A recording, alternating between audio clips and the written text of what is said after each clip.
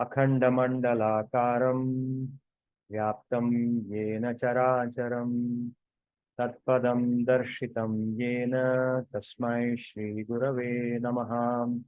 पञ्चतत्त्वात्मकं कृष्णं भक्तरूपस्वरूपकं भक्तावतारं भक्ताख्यं Namami भक्तशक्तिकं।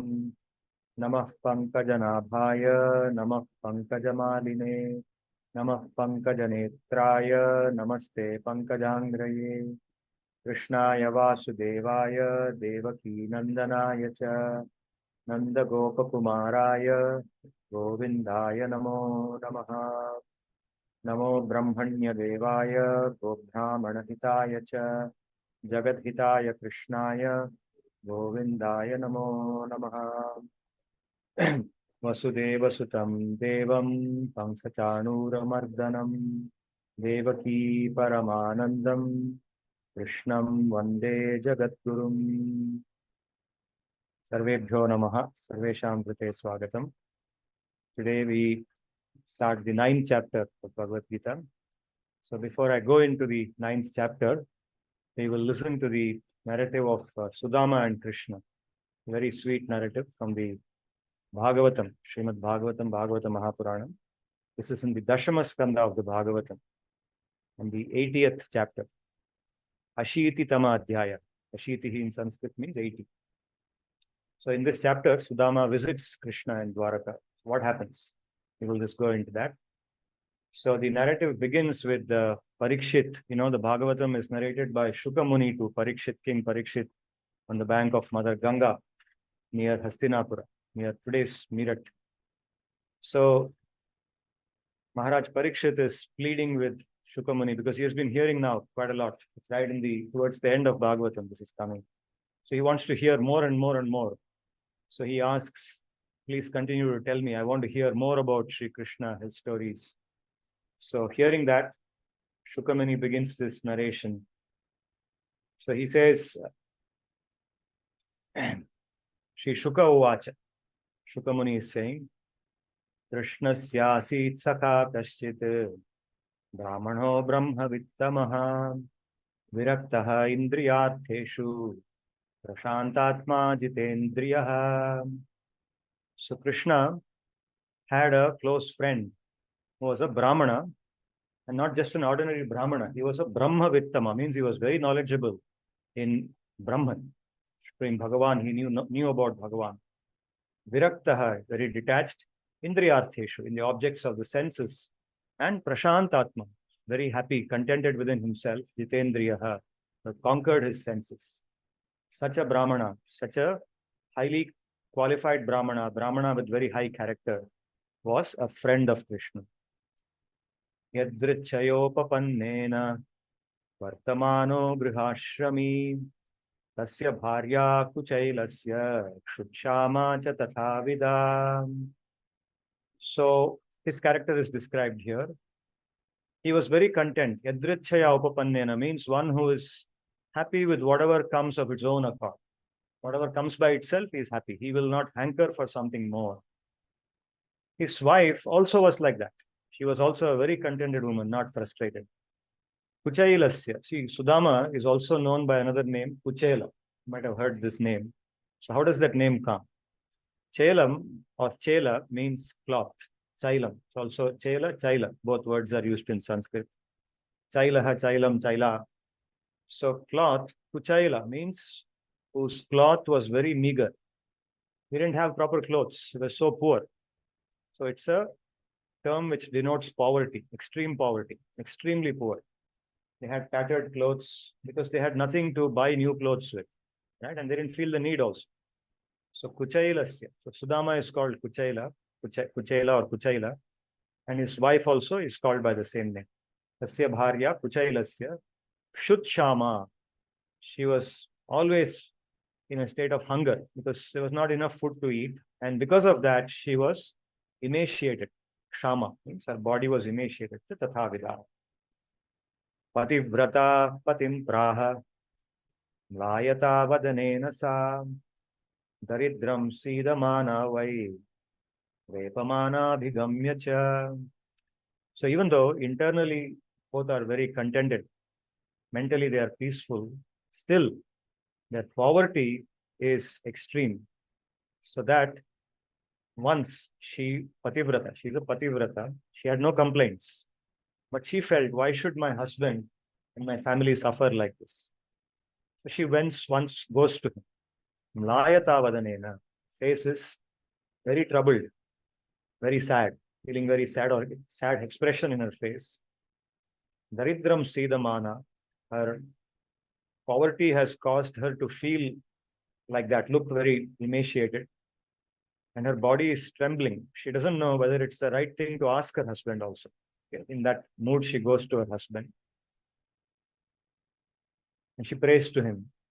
Nanu Brahman, Nanu Brahman Bhagavatah, Saka Sakshat Shriyah Patihi, Brahmanyascha Sharanyascha, Bhagavan Sattvatarshavaha.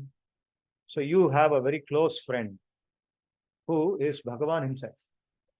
And he is Sattvatarshavaha, among the Sattvata. Sattvatas refers to a clan of people living in the past, which includes the Vrishnis, the Andakas, people living in one part of India, for which Sri Bhagavan belonged to that clan, Yadus.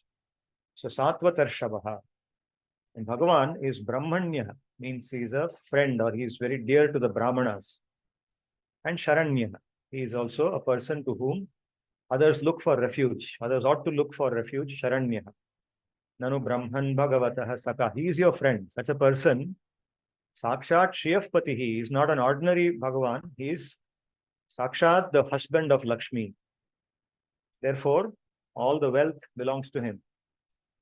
Tamupaihi Mahabhaga Sadhunam cha Parayanam Dasyati Dravinam Bhuri Sidate te Kutumbine.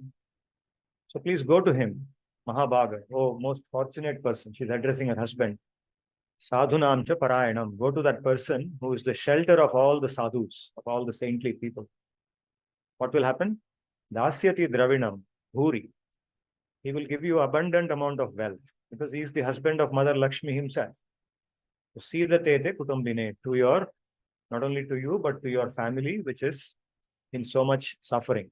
He will give you wealth. Bhuri means abundantly. Abundant wealth he will give you. He has no shortage of wealth.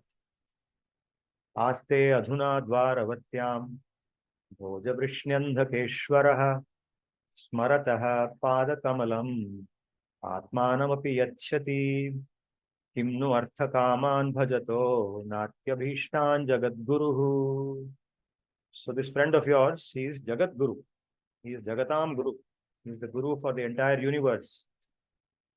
His nature is that he is willing to give his own self to someone who takes his shelter, who takes the shelter of his lotus-like feet. Smarataha padakamalam, one who thinks or contemplates on his lotus-like feet, he is a person who gives his own self. What to speak of giving something like a bit of money, a little bit of wealth, which actually is not a very great thing. It is not atyabhishtan. It is not something that is highly desired. People desire much bigger things. They desire mukti. They desire bhakti, which is much bigger than a little bit of wealth. And he gives that also. So why can't he give a little bit of wealth to you to relieve your family, which is suffering so much? Okay. And Aste Adhuna, where is he? How can he be found? Now, today, Aste Adhuna, now, he is now living in Dwaraka, Dwaravatyam. Dwaraka is also known as Dwaravati. Okay, that's another name for Dwaraka, Dwaravati. Aste Adhuna Dwaravatyam. Bhoja Vrishnyandhakeshwaraha. He is the master or he is the king of the Bhojas, the Vrishnis and the Andhakas, three dynasties. He is the king of these three dynasties. So he is living in Dwaraka. So please go to him. Sa evam bharyaya vipro bahushaha prarthito muhuhu ayam hi paramo labha uttama shloka darshanam. Now see how Sudama thinks about this. His wife is praying and she's giving him some logical reasons why he should go to Dwaraka and meet Krishna. But what is Sudama thinking in his mind? So he, thus being prayed to by his wife is praying to him. Keep in mind that his wife is a pativrata. She's not scolding him or shouting at him. She is praying to him. Please go. I'm praying to you that please go to your friend and ask him for this. But Sudama, his character is that he will not ask anybody anything, including Sri Bhagavan. So he's thinking, now what should I do? So evam bharyaya vipraha bahushaha prarthitaha. Means it's not just once that she prayed to him. Bahushaha. Muhuhu. Muhuhu means repeatedly. Bahushaha means a lot, abundantly. A lot of times she prayed to him. After that, he thought, Ayam hi paramo labhaha uttama shloka darshanam. Even though he has no inclination to ask Krishna for anything, he's thinking now, actually, this is a good opportunity to have darshan of Krishna, uttama shloka darshan. Krishna is also called uttama shloka because he is described by great shlokas. The best shlokas are composed to describe Krishna. So he's called uttama shloka. And of such a person now, I will get darshan. So this is a great opportunity. I didn't want to go myself, but now my wife, she's so much anxious that I should go and get this, ask him for this. I don't want to ask him anything, but now at least I can see him. Let me go.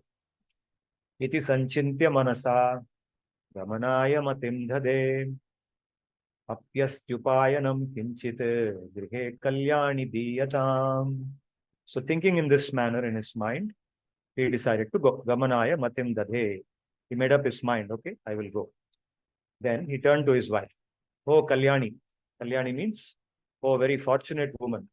Kalyani means one who is a good woman, a good-natured woman. So he's addressing his wife, oh, good-natured woman. Apiyasti upayanam kinchit. Is there anything we can give him?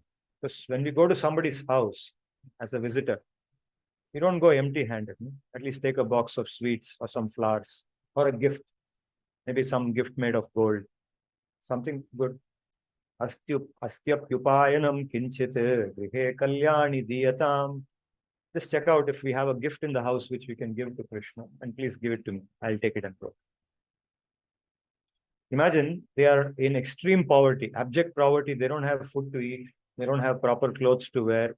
Just living on the edge, right? In terms of material, their material situation. In their heart, they are living in Vaikuntha. They are completely free of any anxiety, but externally they are like this. So what did his wife do? Yachitva chaturo mushtin upran prithuka tandulan chaila khandena tan badhva hatre pradat upayanam. Yachitva. Not that she went to her kitchen and took something and gave, but she went to the next house, to the colony, and begged with them. Please give something. We don't have anything. My husband has to visit some friend of his. Please give us something. And she managed to collect 4 handfuls of beaten rice. Uthuka tandulam. Uthuka tandulam means rice, not normal rice that we eat, but flat rice, beaten rice. Poha. Poha. Suda. Hindi Suda in Marathi, poha. Right? So 4 handfuls of beaten rice she managed to collect. And chaila kandena, with a torn piece of cloth. Took out some, tore some piece of cloth from her garment, washed it, made it clean, and then she bound that four handfuls of beaten rice. Badhva, tan badhva, bhatre pradatu upayanam. She handed over that thing to her husband and said, this is the best I'm able to get. I agree with you, we can't go empty-handed, but I don't have anything better than this, so please at least take this and go. Okay? All right. Satanadaya vipragriha prayayo dwarakam kila Krishna sandarshanam mahyam katham syaditi chintayan. So he's thinking in his mind, now he has taken the gift, put it in his bag, he's walking towards Dwaraka. In his mind, he's not thinking Krishna will give me money, Krishna will give me a gift. He's just thinking, I am a poor, emaciated Brahmana. Krishna is a king, the emperor, ruling a big kingdom, so many, dynasties reporting to him, so many wives, so many ministers, so many soldiers. His army, Narayani army, was called the Narayani Sena. It's considered the most powerful army at that point of time. Most powerful. That's why the Kauravas, Duryodhana was behind it, right? So Krishna is the king of such an army because it's considered that each person in that Narayani Sena, it was a huge army. And each person, it was said, is as powerful as Vishnu himself. So powerful. So Sudama is thinking on the way, I am an impoverished Brahmana. I don't have enough to eat. I don't have proper clothes. I'm carrying for. How will I ever get? Who will give me permission to go inside and see him? He's thinking like that on the way. But anyway, wife has sent me, so let me go, see what happens. Nothing to lose, right? So now it's described in the Bhagavatam how, as he entered Dwaraka, he saw so many palaces, he saw so many walls. You know, palaces are not just having one wall. Like our XLR has one compound, but a palace has got multiple walls. Even today, if you go to any palace, which is an old palace in India, you'll see it's not just one wall and you enter the palace. There are multiple walls you have to cross through, right? And there are gopurams or towers at each wall. You pass through that. So he's crossing through all of that and nobody is stopping him. He's just walking through towards Krishna. He's passing through soldiers, he's passing through walls, and he's passing through the palaces of 16,000 wives. Each wife had her own palace, and in each palace, Krishna assumed a form. Wife didn't have to wait. She didn't think that, okay, 16,000, so 15,999 wives ke baad mera turn aayega. Nothing like that. Krishna, because he is Bhagavan himself, he is capable of being present everywhere at the same time. So with every wife, he was present, and every wife thought that he's with me now. And he's all the time with me. She never thought, doesn't he have to also see the others? She had no problem. So she was with her, right? So in each palace, each wife has one Krishna with her, and she's living happily. So he passed through all of that. And he's going to the main palace where Krishna stays with Rukmini. Then what happened? So Krishna's reception of Sudama, let's read this. It's very, very interesting. Tam vilokyachuto durat priya paryankamasthitah sahasothaya chopchabhetya sahasothaya chabhetya dorbhyam pratyagrihin mudam. So Sudama was thinking on the way, like, how will I even enter this palace? Who will give me permission to enter? Now he has managed to reach the inside palace. So now he may think, will Krishna recognize me? Because we were kids when he last saw me. We were in the gurukul, we were friends. Now I am old man. Krishna is also much older than what he was at that time. He's living with his wife, he's living with Rukmini, Mother Rukmini, who is Lakshmi herself, living in a palace. Will he ever recognize me? What will he say when he sees me? So this describes what happened. Tam vilokya achyutoho durat. So from a very great distance, because it's a huge palace, right? Long corridor. So Krishna is in his Antahpuram. And Krishna is Priya Paryankamastitaha. He's sitting with his beloved Priya, his wife, Rukmini. Paryankamastitaha. He is situated or maybe lying down, half sitting down, relaxing on his Paryankam. Paryankam means bed. On his king-size bed, he is relaxing with his wife. And from a distance, he is seeing Sudama entering. His old man is entering. Sahasa uttaya. Immediately he got up. Immediately. Not didn't press a bell and say, chalo yaar koi aa raha hai, kaun hai wo? Usko wait karne ke liye bolo, main thoda pehen ke aata hu. Nothing. The moment he saw him, Krishna just stood up. Sahasa uttaya cha abhyetya. He ran towards Sudama and dorbhyam pratyagrihit muda. He embraced him with both his arms, caught hold of Sudama and embraced him tightly. Muda. Muda means with great happiness, displaying great happiness. Sakyuf priyasya viprarshehe angasangati nirvritaha prito vyamunchad abbindun netrabhyam pushkarekshanaha. So his friend Sakyuhu priyasya means his very dear friend. Who's his very dear friend? Viprarshihi. He's not an ordinary friend. He is the Rishi among the Brahmanas. He's an exalted, he's a very elevated Brahmana. He's supreme Brahmana. He's very exalted in his qualities. His character is the best character you can imagine of a person. Such a Brahman. Anga Sangati Nirvrataha. So embracing such a person, Sri Bhagavan felt extremely contented. He felt extremely happy. Atis Nirvrataha means very, very delighted, very happy. Pritaha Vyamunchate. And in that happiness, Abbindun Netrabhyam Pushkarekshana. So Sri Bhagavan is described as Pushkarekshana, means one whose eyes are just like lotuses. Pushkaram means lotus. So from those eyes, what happened? Drops of tears started falling out. Drops of tears came out of his eyes when he felt so much happiness in embracing his very dear friend. Athopaveshya paryanke swayam sakyuh samarhanam upahritya avanijyasya padau padavane janihi agrahicharasa rajan bhagavan loka pavanah vyalimpad divya gandhena chandana guru kumkumai. So what did he do after that? So he brought him from wherever he had embraced him. So he ran towards him. So he was no longer near his bed. So now they are at some distance from the bed. So from that point, he brought him to the bed. Upaveshya. Paryanke means on his bed, he made him sit down. So until now, he was relaxing on the bed. But now, he made Sudama sit down on the bed and feel relaxed. Samarhanam. Samarhanam means he started offering good words, praises. Oh, so nice to see you. How fortunate I am that you have come here today. Okay? Praising words, words which are very sweet to hear. Samarhanam. Upahritya avanijya asya padau padavanejanihi. Washed his feet. First thing he did was he washed Sudama's feet with the water. And then what did he do? Pada avanejanihi, the water that had washed the feet of Sudama, agrahi shirasa rajan.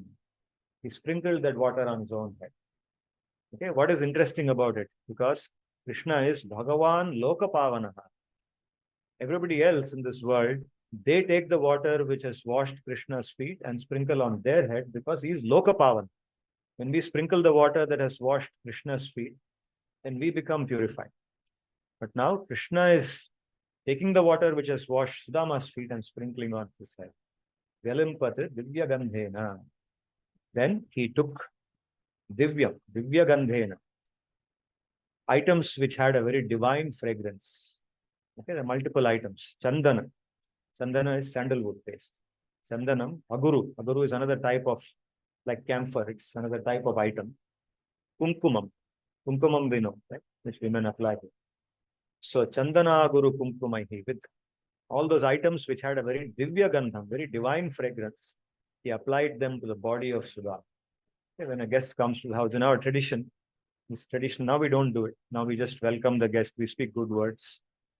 But in those days, people also used to do this. They used to apply fragrant substances. If they had something like scent, or today we call as scent or perfume, they had equivalent substances of that time. They used to apply them to the body of the friend or the guest and make them feel good, make them feel comfortable. Because they have come traveling a long distance, right? In those days, people used to walk, like Sudama went walking, or they used to travel on some bullock cart or something. It's not like we go by flight or car and AC car.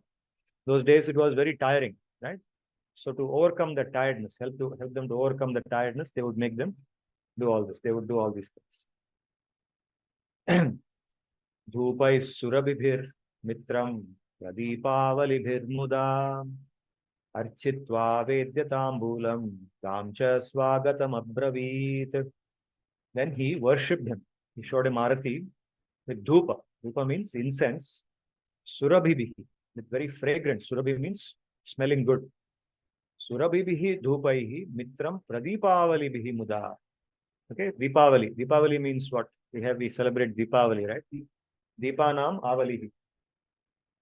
The line of lamps, right? We call that as Deepavali, Pradeepavalibihi. So he worshipped his friend with fragrant incense and with several lamps. Okay, not just one lamp, but a big lamp which had multiple lights in, or with multiple diyas. Took them one after the other and worshipped them. Architva, Avedya Tambulam. After worshipping him like that, he offered him Tambulam. Tambulam is a particular kind of like pan, something to chew, right? Tambulam. Then Gam Cha Swagatam Abhrad. He offered him a cow. Go seva or godan is considered as one of the activities of receiving a guest, or when a guest is leaving, you offer him a go. Please take this go with you. Okay, those days, offering a go was considered to be like offering a big gift.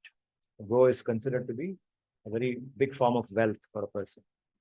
Not just from an economic perspective, because go is considered equivalent to Bhagavan himself. Go Bhagavan ke bhi Bhagavan. Go is superior to Bhagavan. So when you offer go to somebody, you're offering them a form of Bhagavan, right? And then Swagatam Abravit. Then he said, Swagatam Suswagatam. Welcome to my house. After doing all these things, multiple things made him sit down, washed his feet, sprinkled the water on his head, applied fragrant substances, offered him arati, worshipped him, and finally he spoke. He said, now please welcome to my house and feel happy. Kuchailam malinam kshamam vijam dhamani santatam devi paryacharat sakshat samaravyajane vai. So when Krishna was doing all this, what was Rukmini, Mother Rukmini doing? So it is described, although he was Kuchaila, he was not dressed in proper clothes. Okay, from Krishna's perspective, after all, he's a friend, right? They are both alumni of the same institution, correct? So a fellow alumnus went and embraced him. So it's understood. If you are not wearing proper clothes, even in those days, we were not wearing proper clothes. So I've seen you like that only. So I'm not expecting you to wear proper clothes. Malinam, he was dirty. Dirty means he was dusted. He's traveling on the highway. Dust is on his body. He's not yet taken bath. Straight away, Krishna has caught hold of him. So such a person, from Krishna's perspective, it's okay. He worshipped him and all that. But from Rukmini's perspective, he was not her classmate. She's not seen him before, right? So when her husband was doing all this, what was she doing? Devi Paryacharat Sakshat. So she stood by the bed and she was Chamara Vyajana. Chamara means, Chamara is, Chamara and Vyajana, two things, two types of like fans. They are like fans. One of the fans is made of the peacock feather. So if you go to any puja shop or if you go to a temple, you will see the priest, Archaka, offer a Vyajana at the end of it. Chamara is that fan. Vyajana is made of the tail of what is called as the yak. There's an animal called the yak which lives in the Himalaya, right? And with its tail, with the strings of its tail, a particular type of fan which is offered, which is waved like this. So the breeze from that is very pleasant. So Chamara and Vyajana, these are two types of fans offered in any puja. When Krishna is worshipped, they're offered. So what was Mother Rukmini doing? Mother Rukmini was offering this as Krishna was worshipping Sudama. Mother Rukmini was waving these fans and making Sudama comfortable. Antah purajano drishtva Krishnena amala kirtinam vismito bhut ati pritya avadhutam sabhajitam. So now, what about the other people? Okay, so Krishna over, Rukmini over. Now there are many others also in the palace.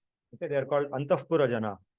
There are many people in the palace all over, but inside the Antahpura means the inner chamber, Antahpuram.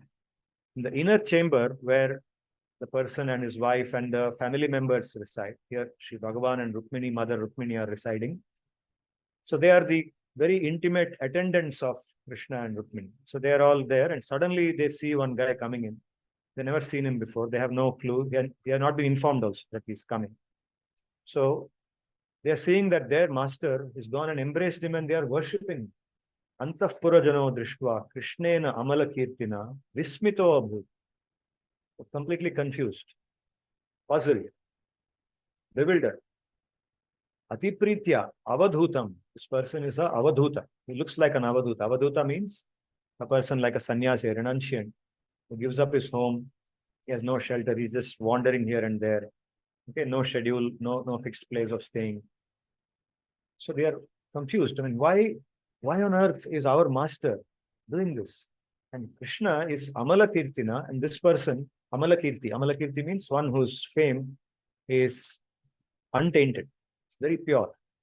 Such a person, he is embracing a person who is not very clean, looking dusty, looking tired, he's looking emaciated.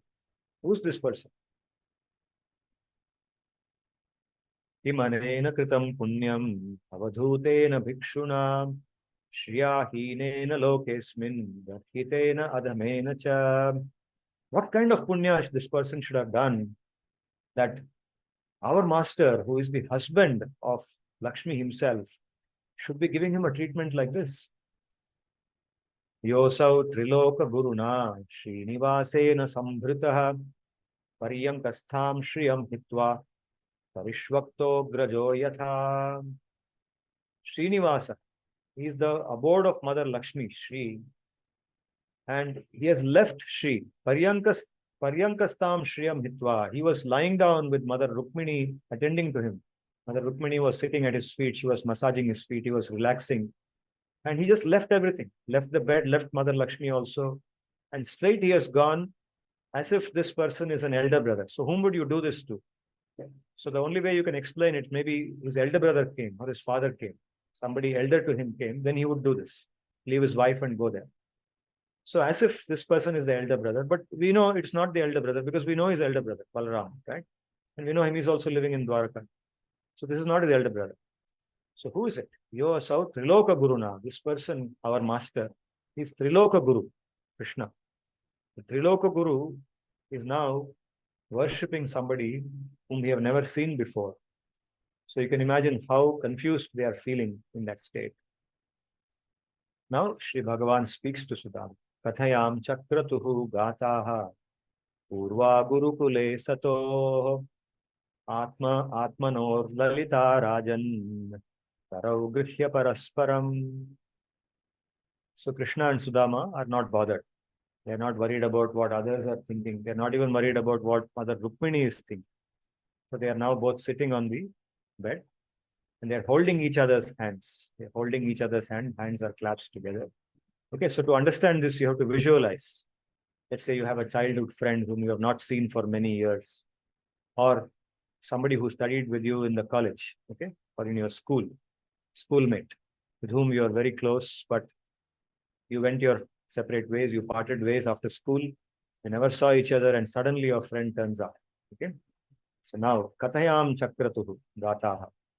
So they started speaking stories of what happened in the Gurukul. What happened in those days, that prof, he spoke like this, the teacher was like this, the friend was like this. Okay. That started now. Okay. Atmanoho Lalitaha means so pleasing stories. Atmanaha means of their own self, of their own stories. Gurukule, which happened in the Gurukula. So then Sri Bhagavan speaks several shlokas in which he describes how Guru, because they recollect their own Guru, Sandipani Rishi, who was their Guru, and such loving time they had with him, such an affectionate Guru he was, and how important the Guru is. Without the Guru, one has no hope. Okay? Sri Vishwanath Chakravarti, he says in one shloka, Yasya prasadat bhagavat prasado, Yasya aprasadat na gati kuto api. Dhyayan stuvanstasya yashastri sandhya, Vande Guru Shri Charanarvindam. I always contemplate on the lotus-like feet of my Guru, because if my Guru is happy, then everything is successful for me. That is my ultimate success. But if my Guru is unhappy, then there's absolutely no hope for me. Therefore, I'm always thinking, what can I do to make my Guru happy? It's exactly similar sentiment Sri Bhagavan is expressing here about the importance of the Guru. And in this shloka, Sri Bhagavan also reveals himself as the Adi Guru, because he is with his intimate friend. And this is the message of the Bhagavatam. Sri Bhagavan is the Adi Guru for all. He is Guru Nam Guru. And all the Gurus that we worship, our own Guru is actually a form of Sri Bhagavan, is an external manifestation of that Bhagavan. So Sri Bhagavan narrates these things to Sudama, and they both recollect, they both absorbed in talking about their Guru. And as they do that, Sri Bhagavan recounts a particular adventure that he had with Sudama. Okay. Apinas smaryate brahman vrittam nivasatam gurau guru daraishchoditanam indhananayane kvachite. So once, the wife of our Guru, Guru Daraihi, okay, this word Dara in Sanskrit means wife. And it's always in plural. It doesn't have a singular form. It's always in Bahuvachanam. It doesn't have dual form also.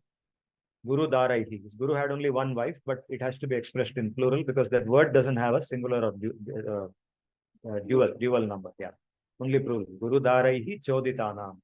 So once our Guru's wife, who is like a mother to us, she had given us a task of going to the forest and collecting firewood. Okay, Indhanam. Indhanam means what? Indhanam means fuel. Indhanam means fuel. Okay? In India, we see this Indane. Okay? Indane is a distorted form of Indhanam. So, Indhanam, Indhananayane.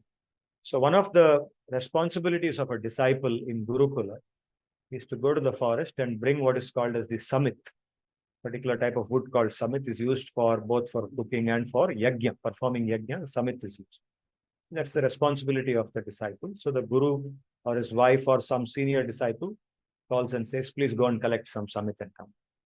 So he recollects that particular incident once. They were asked to go by the guru's wife and bring this samit from the forest. Pravishtanam maharanyam apartau sumahat dvijaha vatavarsham abhut tivram nishturasthanayitnavaha vatavarsham abhut tivram nishturasthanayitnavaha. So when we had just entered that great forest, a very unseasonal rain, okay, a rain which is not supposed to happen at that time, an unseasonal rain suddenly broke out. Vatavarsham, it was accompanied by wind. Vatavarsham means wind and rain. Vata means wind. Vatavarsham abhut tivram, not some slight rain like it's happening now outside our building, not like that, but very tivram, very intense rain. And nishturaha stanayitnavaha. Stanayitnava means thunder and lightning. Nishturaha, very hard thunder and lightning accompanied this rain. That kind of rain suddenly broke out when we were in the forest. Suryaschastam gatastavat tamasa chavrita dishaha nimnam kulam jalamayam na pragyayata kinchana. Okay, so it describes situation, sometimes happens now in India also. The sun set, Suryastam, Gataha. Tavat tamasa chavrita disha. So in the middle of that rain, even before the rain stopped, the sun set. It became pitch dark. All the directions were covered by darkness. Nimnam kulam jalamayam na pragyayata. We could not make out what was higher land, what was lower land, because everywhere there was water. We could not see the land at all. So which is a higher place? When there is flooding, what would you want to do? You would want to go to a higher place, right? Something that is safe. But we could not make out where it is lower. If I go that direction, will I drown? If I go in this direction, will I find something higher? We could not make out. That was the situation. Vayam bhrisham tatra mahanilambubihi dhanyamana muhurambu samplave disho vidantotha parasparam vane grihita hasta paribhabhrimaturaha. Vayam bhrisham, we both. Vayam means we. Bhrisham means continuously, all the time. Tatra, in that great flood, mahanilambubihi nihanyamanaha, we were defeated. Nihanyamanaha means actually struck down, defeated, or completely, conquered. Muhurambu samplave, that samplava, that flood was going on, waves and waves of that flood was coming at us. Dishaha avidantaha, we could not make out which direction we should go in. Ata parasparam vane grihita hastaha. So the only thing that we could do was we could hold each other's hands like we are holding now. The only thing we could do was that. We were holding each other very tightly and we were wandering here and there, hoping that we will find something to relieve us. Etat viditva udite ravau sandeepa nirguruhu anveshamano na shishyan acharyo apashyadaturan anveshamano na shishyan acharyo pashyadaturan. So as this was happening, the whole night passed. And then the sun rose in the morning and the rain stopped. So at that time, our Guru Sandipani, he was searching for us all the night. He was very anxious because two small kids had gone out from his ashram and they had not come back. And the rain had broken up. And it became dark. So he was very anxious. So he was searching for us and he saw us at that time. And he saw us in an extremely distressed state. Aho he putraka yuyam asmadarte dukkitaha atma vai praninam preshtaha tamanadritya matparaha. So what did he say when he saw us? He said, Aho he putrakaha. Oh, my dear children. Oh, my dear sons. My dear putrakaha means very little sons. Bete. But chote bete means even small sons, not just bete. Okay, very small children. Yuyam asmadarte dukkitaha. For my sake, you have taken so much pain. Atma vai praninam prishtaha. The Atma, the self, is very dear to everybody. But you have disregarded your own self because of me, because of your devotion to me, matparaha. Because of your devotion to me, your guru, you have disregarded your own self, which is actually so dear to everybody. You didn't care what will happen to you, and you went out and you looked for my service. Etadeva hi satshishyaihi kartavyam guru nishkritam yadvai vishuddha bhavena sarvarthatmarpanam gurau. So Sandipani says that this is how the Shishya should serve the Guru. Etadeva hi satshishyaihi kartavyam. This is how the mentality of the Shishya should be. The Shishya, when he approaches the Guru and starts doing his service, he should not any longer think about, am I safe? What will I get in return? What is in it for me? That thinking is not there. I have given myself to the Guru. Right? My Guru is my Bhagavan. He is my life now. And this is how he should serve the Guru. Yadvai vishuddha bhavena means with a pure mentality. Sarvartha Atmarpanam Gurau. It's everything. Sarvartha Atmarpanam means everything that he belongs to him now belongs to the Guru. Of course, it goes without saying that a Guru should be of the nature that he will not take anything from his disciple. He will only engage the disciple in what is good for the disciple. The Guru will not think, now disciple has come to me, I have become one human being richer. The Guru is not going to think like that. If such a person, if a Guru thinks like that, he is not qualified to be a Guru. Only because the Guru does not take anything for himself personally, he becomes qualified to be a Guru. And Sandipani was such a Guru. Right? Pushtoham bhodvijasreshtaha satyaha santu manorataha chandhamsi ayatayamani chandhamsi yatayamani ayatayamani chandhamsi ayatayamani bhavantviha paratracha. So he's blessing them. He says, Pushtoham, I'm very happy with you because I've seen the sacrifice that you have made. Vijasreshtaha.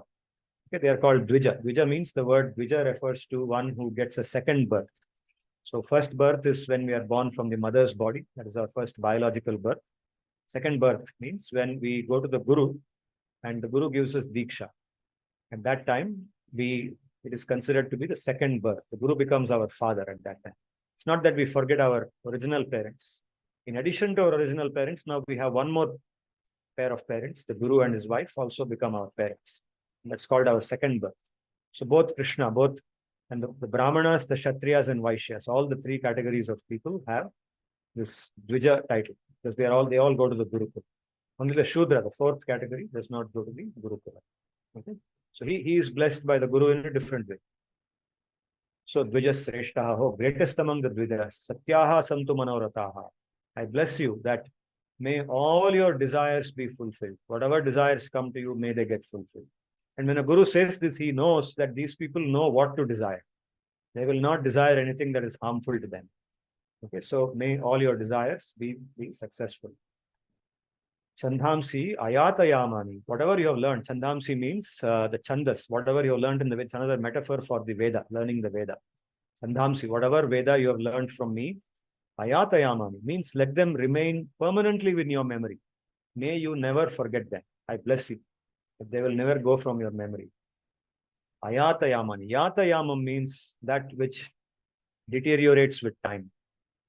Okay, Ayatayamam means that which will not deteriorate with time. Bhavantu iha paratracha. May that be true in this lifetime and also in your future lifetimes.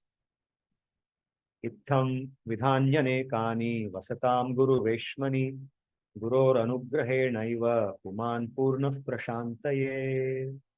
He says that this is how Itham vidhe vidhani anekani vasatam guru veshmani. So in this manner, by serving the Guru in different ways, in his presence, in his association, in his company, Puman Purnaha Prashantaye. A person becomes completely happy. Purnaha Prashante, completely happy and peaceful. This is the code or the formula for happiness.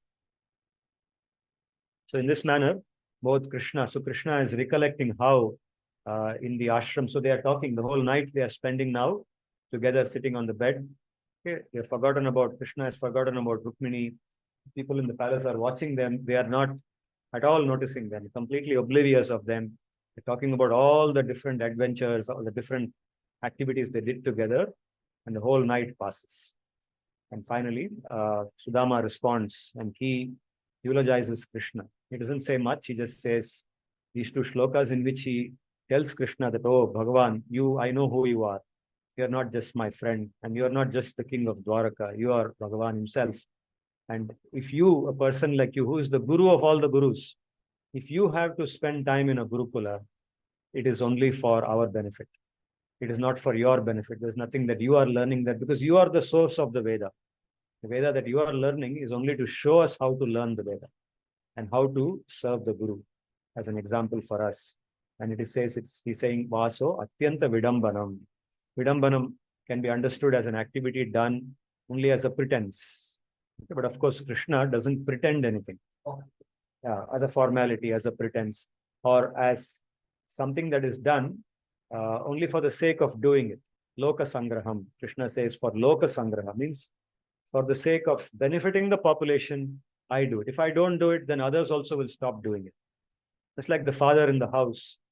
Because the children are watching, the father will conduct themselves in some manner, the parents, because they know that if they don't do that, then the children also will not do it.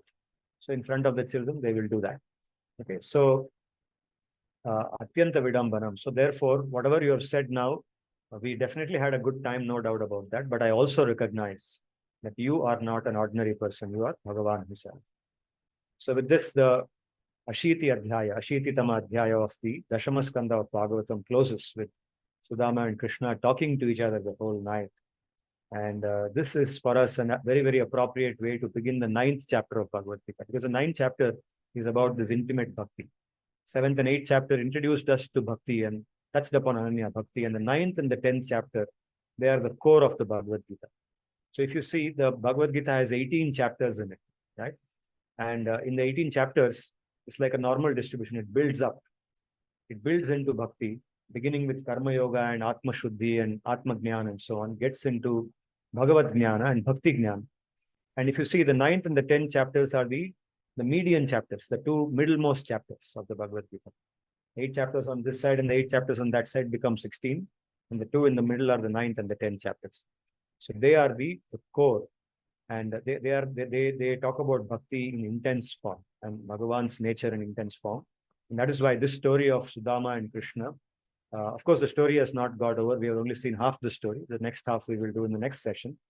But today we will enter the 9th chapter with this. In the 9th chapter, Sri Bhagavan begins, Sri Bhagavan Uvacha. Okay, Bhagavan has spoken 8 chapters. Now he says, Idam tu te guhyatamam. Idam tu te guhyatamam pravakshyamyanasuyave jnanam vijnana sahitam yajnatva mokshase ashubhat. So right in the beginning of this chapter, you can see, just like with Sudama, that intimacy is there. Intimacy between Sudama and Krishna, so close friendship between them.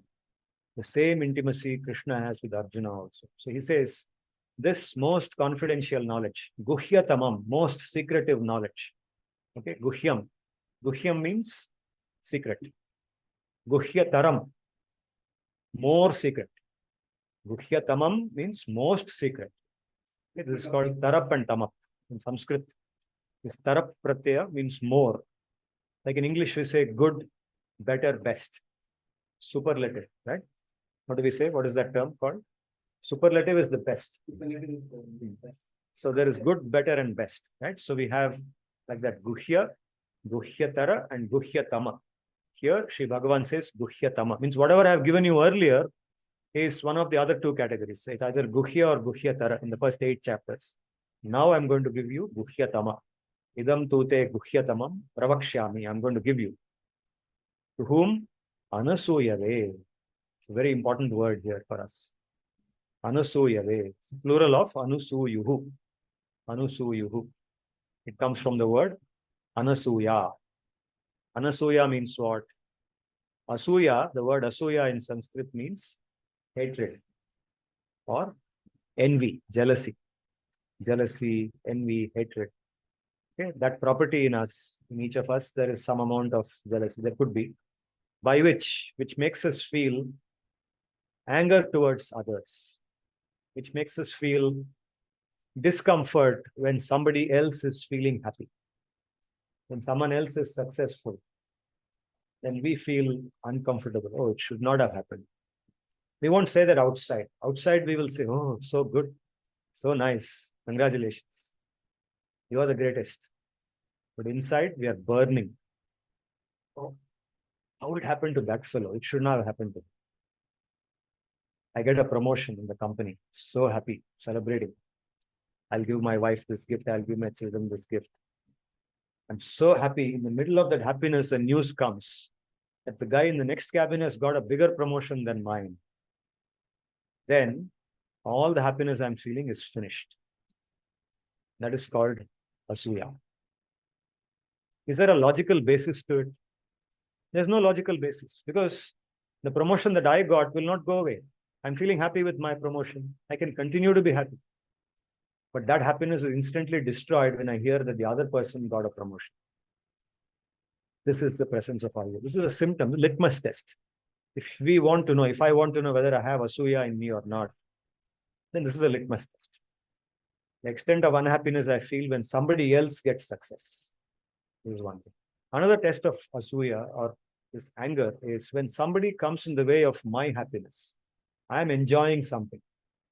Let's say I go to a party on a beach. Let's say there's a beach party. I go with all my friends and we are all eating, drinking this and that and dancing. And suddenly a policeman comes there, blows his whistle and says, no, this is not allowed here. Please get out. Give you 2 minutes, get out, otherwise I'll throw you out. Policeman comes there. Immediately anger comes. First of all, we have violated the rules of that beach. We are not supposed to be partying there, but we don't care. The policeman, who's that fellow? Tell me. I am so-and-so, I am the vice president of this organization. I am in the... मैं कौन हूँ या नहीं जानता. That thinking starts off, right? I will show this fellow a catch hold of his collar. Do you know who I am? Policeman is not afraid because he knows that he's following the law. As long as he's following the law, he's very safe. He's very cool. But we get angry. We are so disturbed. We have so much money. The policeman has much less money than us, but we are more disturbed than him. This is asuya. This is a litmus test of asuya. Okay. So anasuya way. Anasuya is a person, or anasuyuhu. Anasuyuhu is a person who does not feel like this. Instead, the anasuyuhu, a person who has this property, every day or every moment he contemplates that let this world be very happy. Sarve bhavantu sukhinaha, sarve santu niramayaha. He genuinely believes in that. It's not merely a formality, he chants that. He believes that. Let everybody be happy because everybody is actually a abode of Bhagavan. Bhagavan is present in everybody. His happiness is Bhagavan's happiness, which is what I want. I want that Bhagavan be happy. So it doesn't matter whether this person likes me, he's my enemy, he's my friend. It doesn't matter. Let him be happy. Let everyone be happy. That thinking is called the thinking of being anasuya. So anasuya, so Shri Bhagavan, when somebody has that quality in them, then Shri Bhagavan becomes very attracted to that person. He's very attractive. So he says, that is why idam tute guhyatamam. Idam tute guhyatamam. This very, very secretive knowledge I am going to give to you because you are free from asuya. You are a anusuyuhu. And what kind of knowledge? Jnanam. Jnanam here, Sri Vishwanath Chakravarti explains in his commentary that this refers to not the knowledge that the Atma is separate from the body. Okay, that is basic Adhyatma Jnanam. That is already given in the 2nd chapter, 3rd chapter, 4th chapter. It's all over. Now we are in the 9th chapter. If you see what is covered in the 9th chapter, after saying this, you will realize that Jnanam here refers to Bhakti Jnana, knowledge of Bhakti, because all that he is speaking in the 9th and 10th chapters is Bhakti. And therefore, Jnana here refers not to the knowledge about Mukti or about the Atma, but about Bhakti. And Vijnana Sahitam. along with vijnana. Vijnana means visishtam jnanam, specialized knowledge or experiential knowledge. Knowledge of what it feels like to have bhakti. That also I will tell you.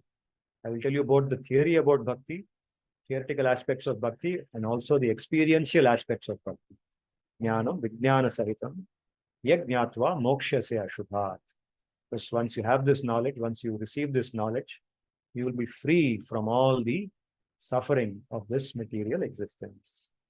Says, since you are free from envy and hatred, I will now explain to you the most secretive knowledge along with its experiential aspects.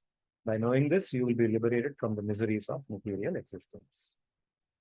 So with this, we have just entered the 9th chapter of Bhagavad-Gita.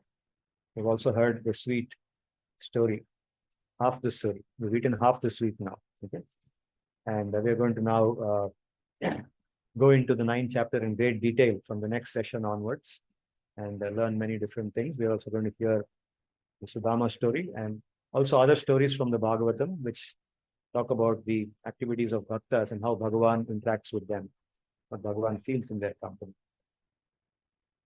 I'll be very happy to hear your questions or doubts, comments. Could you all hear me clearly, those online? Arnab? Yes, sir. Yes, sir. I can hear you, sir. Yep.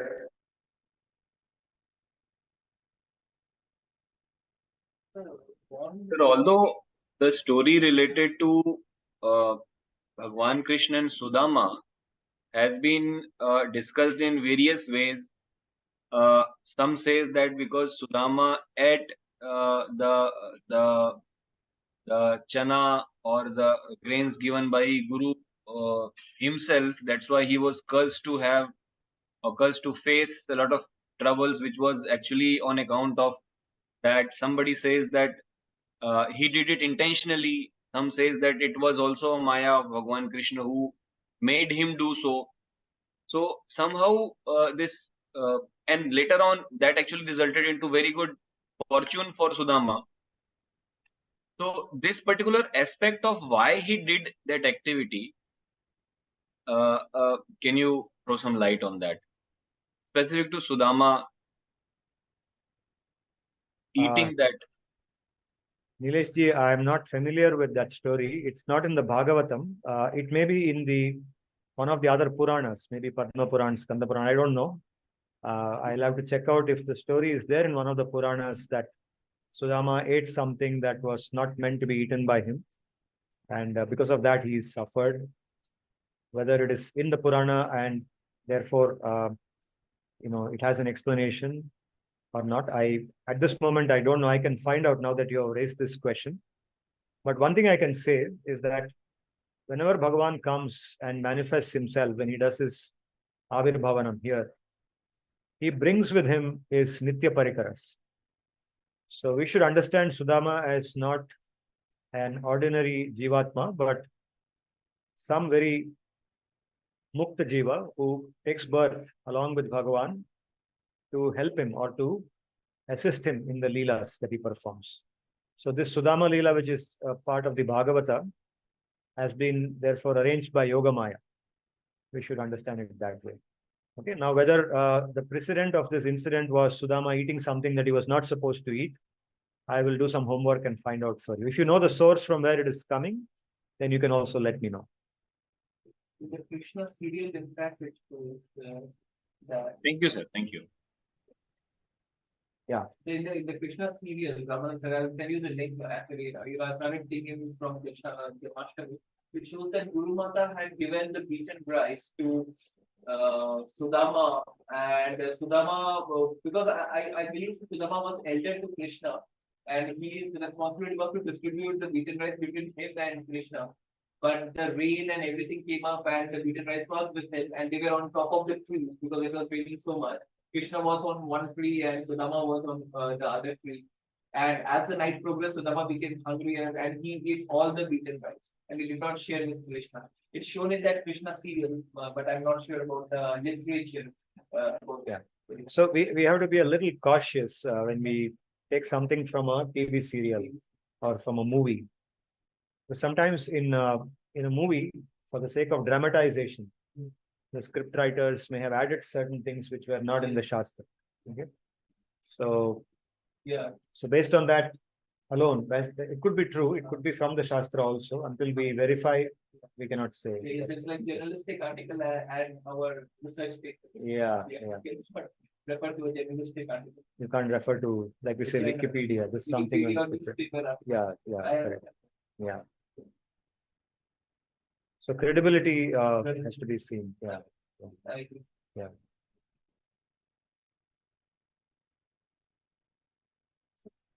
Yes, Anjana. Yes. So when they were in the forest, like for the firewood, and they could not come out till the morning, and when the Guru saw them, so my question is that when the Guru thinks about the disciple that you have done so much for me to keep my words, when the Guru thinks about a disciple like this, so is it the perspective of Guru that he's thinking, or they actually did that way with that intention? Because I'm not questioning the intentions of Shri Bhagavan and Sudama, but it's just a logical question that came to my mind. Yeah. That when a disciple does something, maybe they were doing it out of going for an adventure, or because Guru said so, we have to go, and they were stuck there. Yes. Right. So, but Guru saw it from a very dedicated angle, that you are so dedicated for me. And so while maintaining this bond, is it the perspective of the Guru that matters more, or is it the intention from both the ends that builds this bond? See, from the Guru's perspective, the Guru is thinking about his Guru. Right. The Guru's accepting a disciple is on behalf of his Guru. The Guru is always thinking that my Guru will be pleased if I engage these disciples in the proper activities by which they will get Adhyatma Vidya. So the Guru thinks of himself as a sevak of his Guru all the time. That is when he becomes eligible to be a Guru. Otherwise, he is not eligible to be a Guru. If he thinks that I am the bhokta, I am the enjoyer, these people have come for my enjoyment, I am now the dada, I am the boss, then he is not eligible to be a Guru. From the disciple's perspective, the disciples are always thinking that he will be happy, he will be pleased, he will like it. Just like you think of somebody with respect, you want to please them, you want to make them happy, right? So it's like a chain that Guru is thinking of his Guru, and the disciples think of their Guru in the same way. Yes.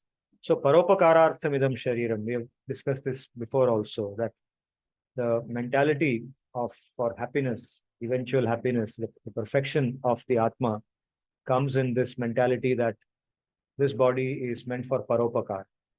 So how do we actually engage in paropakar? That's not an easy thing, right? Because you always have the fear of being exploited by somebody. All of us have that. So when one is able to decipher how to perform paropakar and engage in it, then everything becomes a form of that.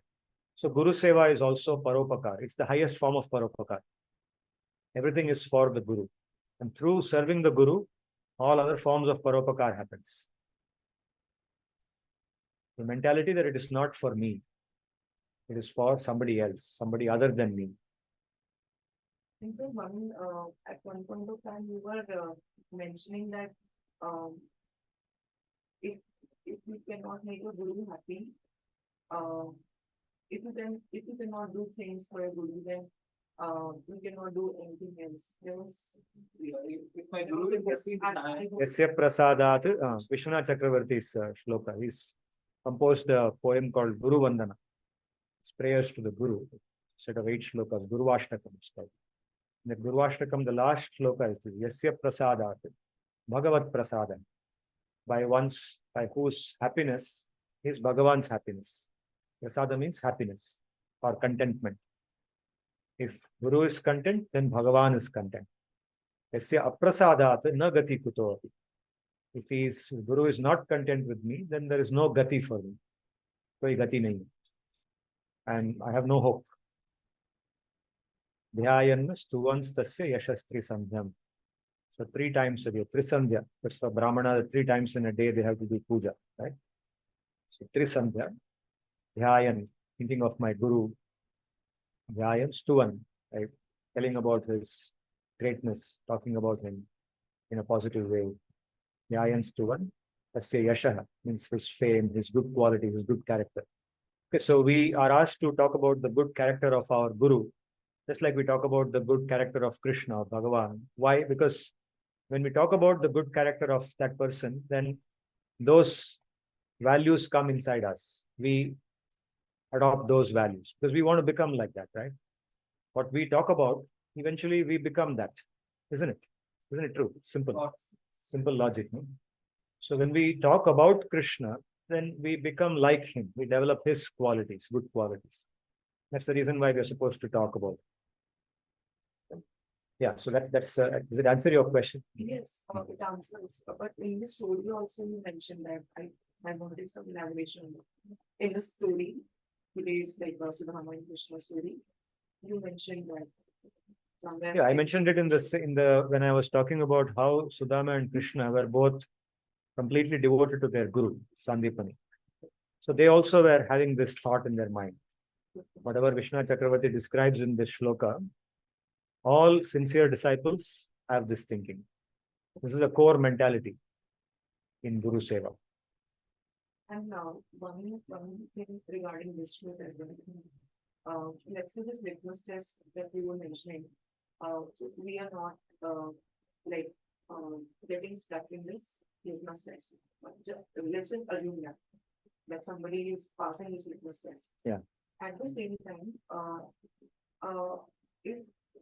if other success makes them feel that this is something in the world to be achieved, does that also is that a like corollary of the failure, or is it like a form of failure of the test? Like they're happy for the achievements of others, but at the same time, if they feel that maybe their own ambitions become higher looking at the world, is that a form of jealousy? Triggering inspiration instead of jealousy. I had this question as well, sir. Thank you. Yeah. If the thinking is in terms of I should be better than that person, I should, that person has built a house with 4 bedrooms. I will build a house with 6 bedrooms and show that I am bigger. That kind of thinking, or I should get a higher post than that person, a higher responsibility. So this comparative thinking, yes, emerges from that jealousy, that dvesha in the heart. Yes. Instead, if a person thinks that the person is very genuinely thinking in the heart that by getting more wealth, I'll be able to do that seva which my guru will be very happy with.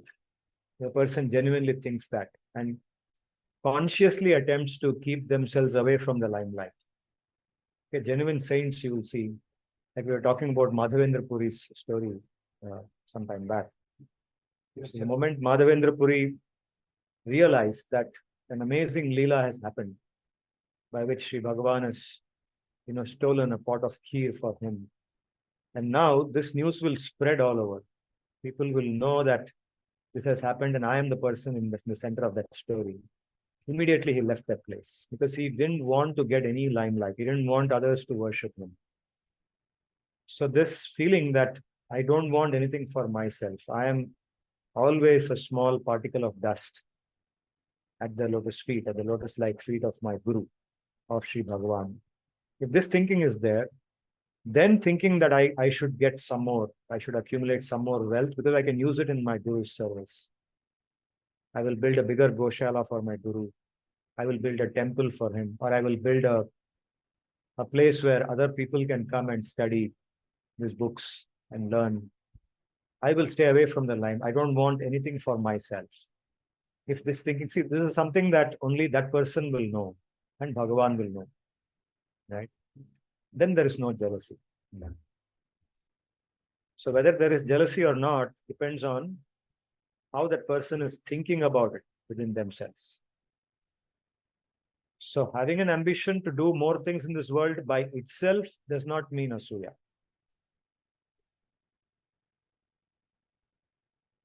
Does it address your question?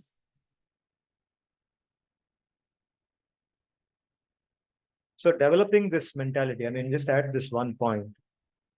It does not come just like that. It is something that you have to work for. You have to contemplate on it. We have to visualize. We have to think in our mind when we do our prayer. Let's say, for example, we spend some time in the morning doing some prayers, let's say, assume that. So at that time, when we pray, or just before we begin our prayer to Bhagavan, whether we are doing japa or chanting some shlokas or singing some songs or whatever we do, sit and contemplate on this entire universe as made up of the jivatmas, which are all belonging to Bhagavan. And he is present in all of them. Not only in me, but in all of them, the same Bhagavan is present, and they are all just like me. They are all subject to the same laws that I am subject to. And so if they are happy, Bhagavan will be so happy because he belongs to each of them. They belong to him. All of them belong to him. Let them be happy. Think of the person in your mind. So this form of meditation is called Ramya Upasana. I'll give you a description of this. Ramya Upasana means, Ramya means sweet. Sweet Upasana. It produces sweetness. Because you think in your mind, think of that person who hurt you, who said something bad to you, or who did something unfair to you. Okay, maybe you are sitting in placement. They did not give you the full information. They gave you partial information by which you missed the company and they got it. If you had got the full information, you could have also appeared in the shortlist and you could have got the job. But because of that fellow not giving you the full information, deliberately hid the information from you and you lost the company. That person was very unfair to you. There's no doubt about that. There's no need to pretend that person was not unfair to you. Let's be honest. But now is the best opportunity. Begin that. In the mind, think of that person. Think of that person and say that he's just a jivatma like me. He's also a part of Bhagavan. Just like me, he's also caught in this samsara. Why he did that unkind thing to me? Why he did the unfair thing to me? Because he's not able to control his desires. His desires, his own needs, he's so much troubled by them. So he went and did that. Let him get what he wants. Let Bhagavan give him what he wants. Let him be happy. Let him be peaceful. First, before happiness comes to me, let happiness come to that person. So think of the person who was unfair to you. Think of the person who scolded you. Think of the person who was very unkind to you. Think of the person who cheated you. Think of all those people first. And for each of them, let them be happy. They're also like me. They're also suffering like me. Let them be happy. Let them be happy. Let them be happy. When we are able to genuinely think like this, don't go and tell them. Don't go and tell them that, I want you to be happy. No, don't do that. Then everything will go. All the thing that you're doing in the mind, all that effect will go. It's only between you and Bhagavan. You are praying to Bhagavan and only Bhagavan knows what you are praying. Nobody else knows. This is where genuineness comes. This is the meaning of being genuine. Not being external, being internal. Genuineness is internal. Only you know and Bhagavan knows. Nobody else knows what you pray. Pray this. After this, then you pray for the other people. Then pray for the people who like you. Normally, what do? We'll pray for the people who like us, whom we like, because they are kind to us. They are praising us, so we praise them. Right? But do the opposite. First, pray for the well-being of those who don't like you, those who are unkind to you, those who hate you, or those whom you might have hated in the past. If we do this, I'm saying it includes me also, not only you, but includes me, all of us. This is called Ramya Upasana. I've read about this. Okay, this is there in the literature, in the Gaudiya literature. When we pray like this, then Bhagavan opens his heart to us. He starts seeing that this person is sincerely trying. This is the beginning of becoming Anasuya. This is the beginning of that feeling of Anasuya. This has to be consciously done.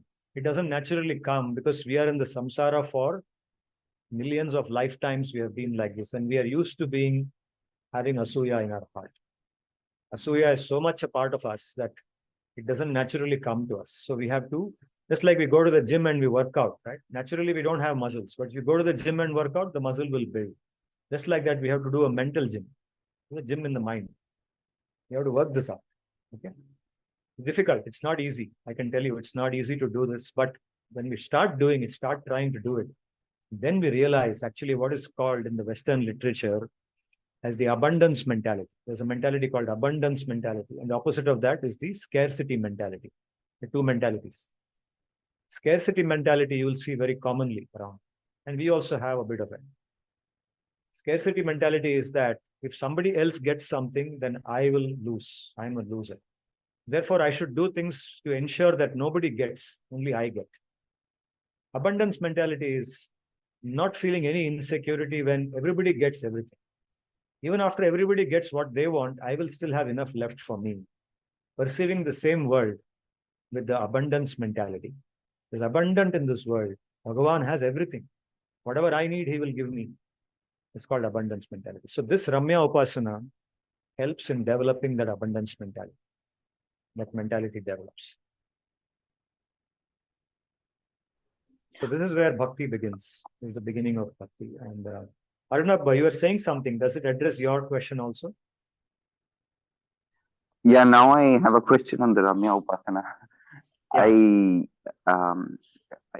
I was actually thinking while you were saying this that I would visualize, I would imagine, say Yudhishthira would have a similar approach Exactly. towards say Duryodhana, and say there are several thoughts that people might have expressed that right after Lakshagraha, if he would have said, okay, this is it, why you tried to kill me, my brothers, my mother, so I'll wage a war, then it wouldn't go to a level where say Draupadi is involved and all of that.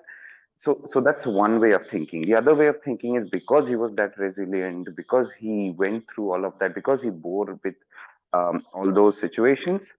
So of course the Chirharan incident happened, but that's also why Krishna was on his side, and that's precisely why he won the war. Otherwise, he would have never even won the war had he uh, fought it right after the Lakshagraha incident.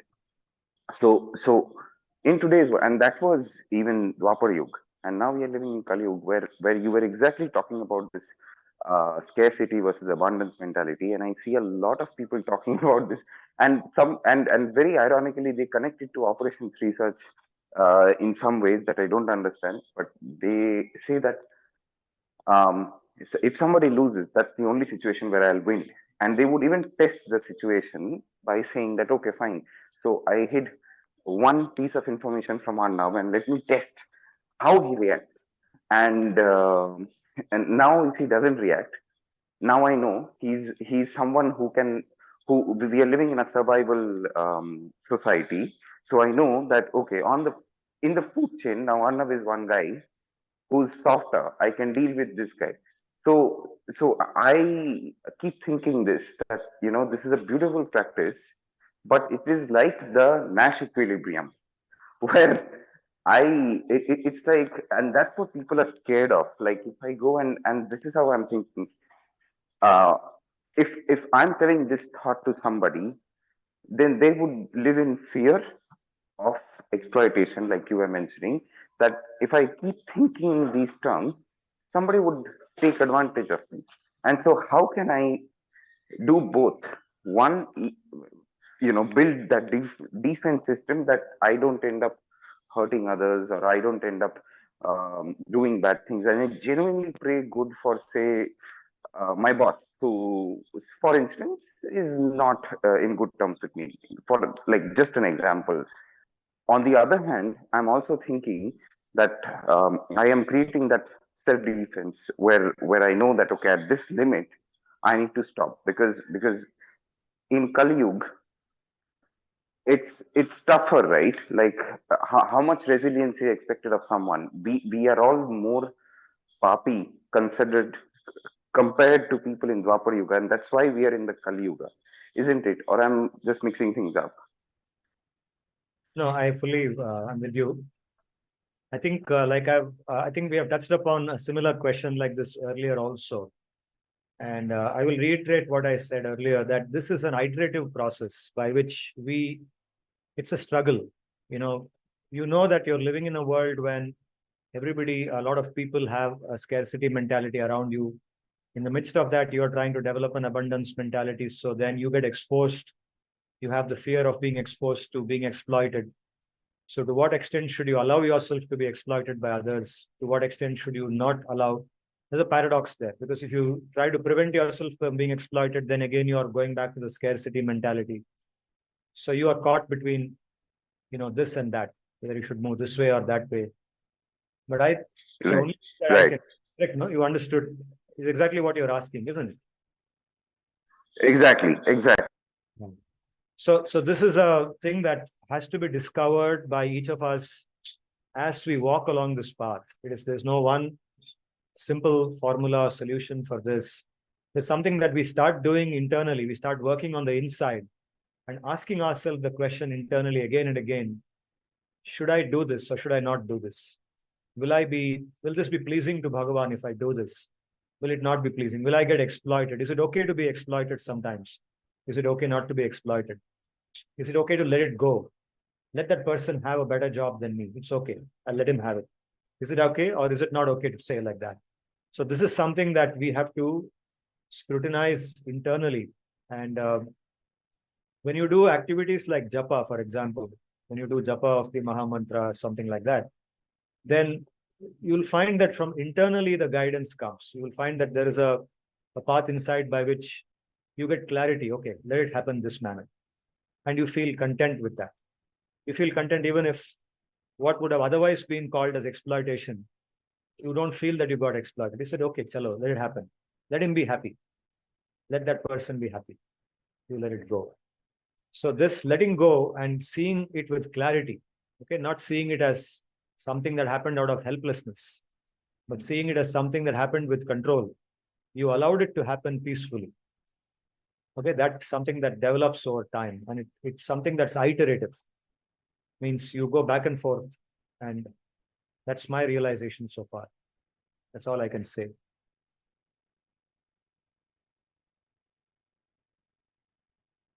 Thank you, Prof.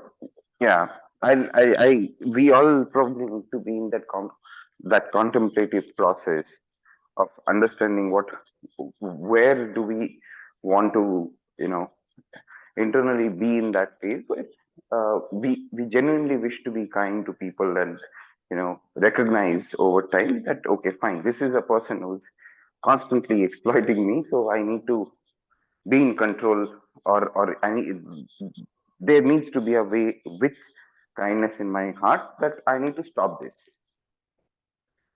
Yeah. So you discover it by trial and error. Yes, exactly. Yeah, because when I was listening to a story, I got a, I think it was either in ISKCON Chicago or in ISKCON Philadelphia. I think in Philadelphia, and there was this wonderful story where they were like how Yudhishthira constantly kept thinking about, how much pain Duryodhan is in, and how he constantly felt like anytime, say, Arjuna or Bhima would be like, we should show Duryodhan that, we are no lesser, and that he might have 100 brothers, but each of us are equivalent to 1,000 brothers.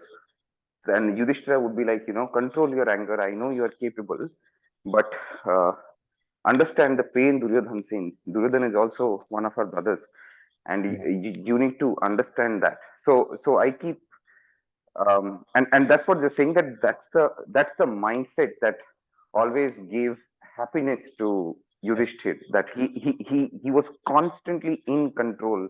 His name Yudhishthir, that he would always be sthir even when it's in the middle of a yudh, is what gave him that confidence, that control. And that's and that's exactly what we need to adopt in our lives, I guess. He's a role model for us, absolutely. Right. Even after the war, you'll see in the Bhagavatam how Yudhishthira goes to the king Dhritarashtra, because Dhritarashtra is there in the palace. He didn't go to the war. And he feels he's his father.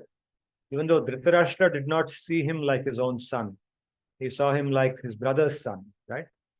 But Yudhishthira always saw him like his own father. And he goes to him every day, every morning he goes to Dhritarashtra's room, offers him respects, worships him, comes back. And one day finally he goes, he's not there. He has left already. So he feels so sad. He feels so heartbroken that now I've lost my father. You see? So that is the meaning of Asuya. Dhritarashtra was, merciless to him, right?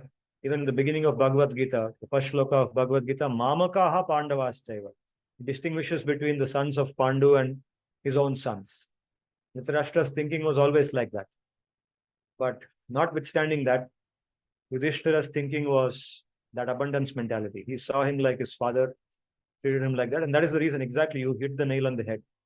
That is the reason why Yudhishthira was always internally very happy.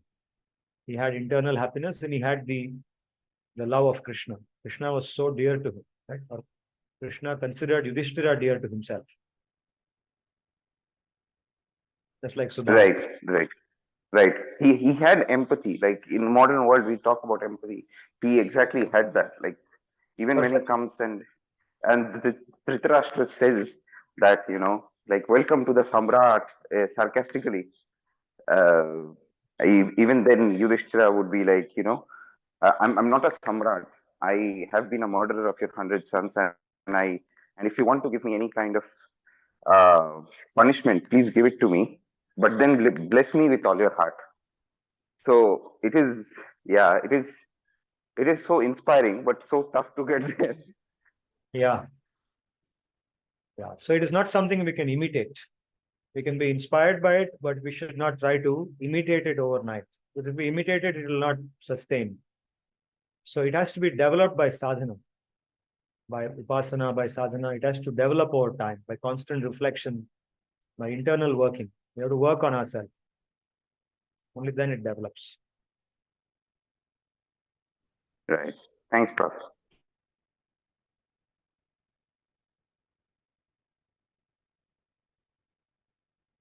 Shall we close for today?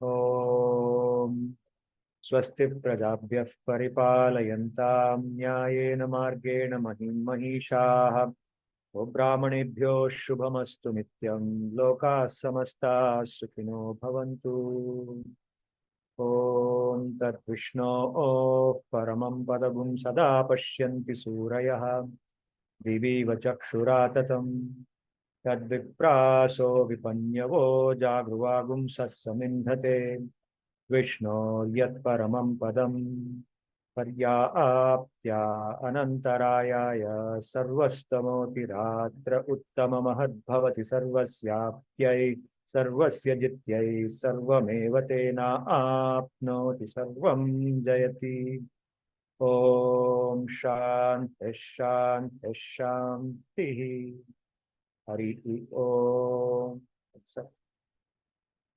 Dhanyavadaha Punarmilam